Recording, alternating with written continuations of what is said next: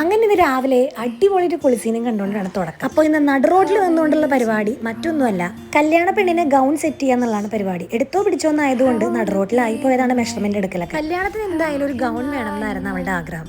പക്ഷേ ഒരുപാട് പൈസ കൊടുത്ത് ഗൗൺ വാങ്ങിക്കുന്നതിനേക്കാൾ നല്ലത് ഒറ്റൊരു ദിവസത്തെ പരിപാടിക്ക് അത്യാവശ്യം നല്ല രീതിക്ക് ഇരിക്കാനായിട്ട്, പിന്നീട് ആലോചിക്കുമ്പോൾ മനസാക്ഷിക്കുത്ത് തോന്നാണ്ടിരിക്കാൻ വേണ്ടിയിട്ട് നമ്മുടെ ബഡ്ജറ്റിൽ നിൽക്കുന്ന ഒരു ഡ്രസ്സ് തയ്ക്കണം എന്നായിരുന്നു ഞങ്ങളുടെ എല്ലാവരുടെയും ആഗ്രഹം.